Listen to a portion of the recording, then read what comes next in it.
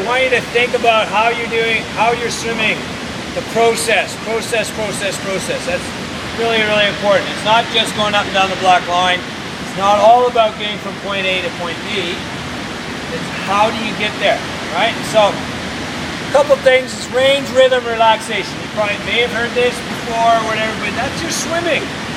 Range is your stroke length, rhythm is your stroke rate, right?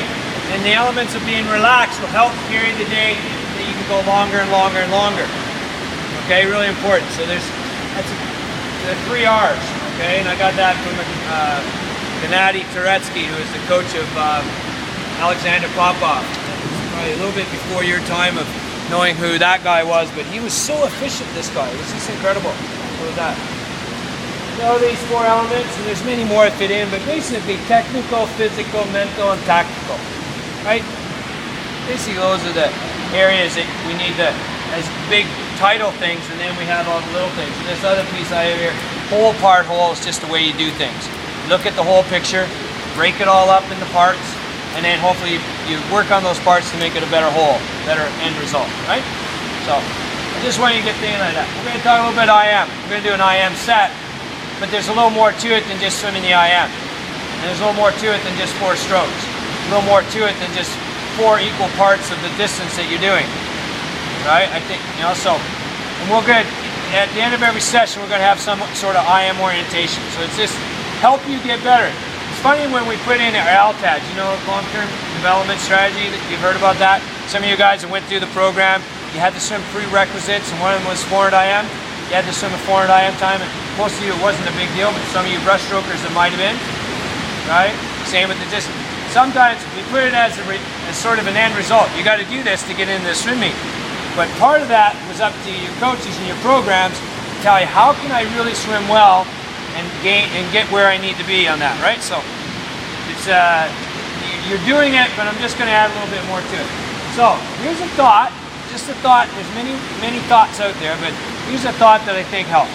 In the 200 IM, you break up the 200 IM into 20 meters and 30 meter segments. So an example on butterfly, first 20 meters is making sure your start is good, establishing the right stroke, right range, and then the next 30 meters is actually building the speed, maintaining the good technique, right, into the wall, and in that 30 meters, you start thinking a little bit about the next stroke, right? So it's just breaking it down. It's not 50 butterfly, 20 and 30, and sometimes when you start flying, it works. Same with backstroke, 20 meters, coming off your wall, you've done your turn, make sure the underwater's done well, establish your rhythm in your stroke, the range and that, and then pick up your rhythm as you finish the last 30 meters to the wall. So you have wall speed going into the wall, make sense? Then you come off, it's just like a super ball, going in the wall, you come off with speed. We know what happens in breaststroke, especially if you're not a breaststroker. You think it's just slow swimming, it's like, I can only hope this gets out of the way.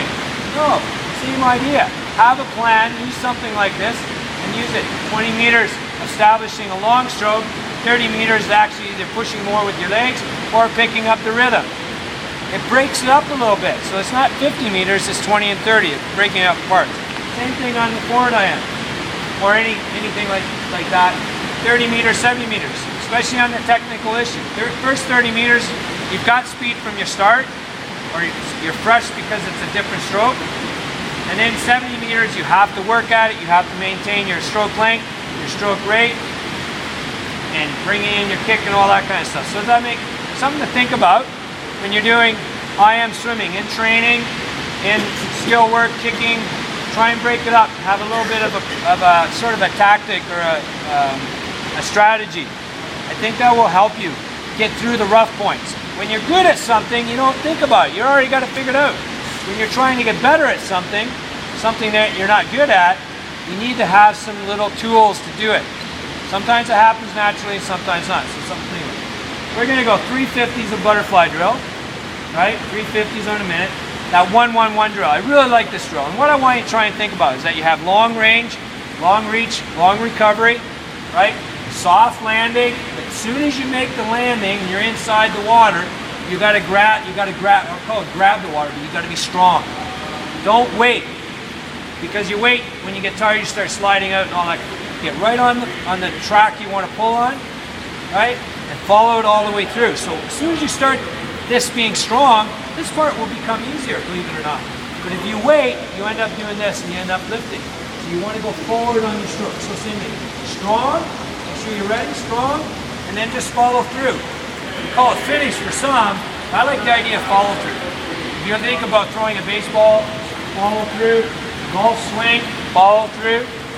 Same thing with swimming, follow through. Right? And I think that'll help establish your length and maintain everything going. So, on butterfly, your hips are up and they're forward. Always think hips up and forward. Almost have a dry bum in moments, a dry bum. Okay, think of that when you watch people. Right? Make sure the kick is engaged. Not just doing it or not doing it. Make sure you're fully engaged from your sternum all the way down. Right? Make sure that the kick is there to help the stroke. Strong catch, as I mentioned, and then the follow through. So those are little elements to think about swimming good butterfly. And it'll help you, right? You gotta use the old noggin. You guys really use your brains there in that add up. Some of you are still working on that. So, backstroke. Sometimes, depending on what type of backstroke you are, but it's a lot of rhythm. Backstroke is a lot of rhythm. There's going to be range, but I really find you keep your stroke long in backstroke. It's your rhythms. Your arms are too slow. The arm speed is too slow. So, same concept when you're swimming. 20 meters, establish your range. 30 meters, pick up your rhythm. Make sense? So you don't settle. Because sometimes you're settling because you just swam butterfly. Make sense? Okay? So on this one, we're going to go 275s on 120. The rhythm, and make sure your underwater's done well. That underwater is speed. You can be a bad backstroker, but you can be a good underwater, and that will help. And if you work on a few other things, you become a better backstroker, okay? I know it's simple terms what I'm saying to you, but really that's what I think will help. So you're just going to work, this is pulling, so you can put a pull buoy in if you like, or you can just go with your legs crossed. Do it, try that for fun, right? But pick up your arm speed as the 75 progresses. Be conscious of that, all right? You know about stroke rate, coaches can see if you're doing that if you like. When you hit the breaststroke exercise, it's a 25, it's a 50, it's a 75. There's your intervals. 2 kicks, 1 pull. Simple drill, 2 kicks, 1 pull. You're trying to work on distance per stroke. So you're going to be counting your strokes even though it's a drill. Why not? And when you do the 50, double up from the 25. So say you take 6 on the 25, you only 12 on the 50. You only 18 on the 75. Make sense? When you're doing that drill? Okay? And really work towards being in a streamlined position. And that means this. Hide your face. Don't bury it. Don't swim down underwater.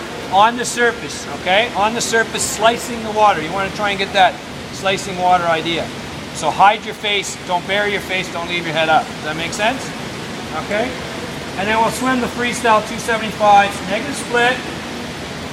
And a lot of time your strategy is negative split. Make sure the second 50 is better than the first 50 when you're swimming 400 IM, and so on and so forth. But I think you don't want to leave anything in the tank, so make sure that that's part of it. And make sure you're building your kick and building your stroke rate. And those two things are hard to do. Pick up your kick and pick up your stroke rate. Because we know the formula, right? Stroke length times stroke rate equals velocity. So you have a good stroke length, you do what your arm span will allow you to do. You keep that number there. And you want to go faster, you pick up your stroke rate. You don't want to compromise your stroke length by picking up your stroke rate. Okay, that's one. Or if you want to try and go faster, pick up your stroke rate on the finishing. It's really a good idea on back and freestyle. Okay, so little things to think about here. Right? Little things to think about. So it's not just going a bunch of meters and bunch it up and down, 4 strokes and all that. I want you to swim with purpose on this. Okay? So I like this 1-1-1 drill. I think you'll like it too, and really allow yourself to reach out there. And remember, soft landing, strong catch, follow through.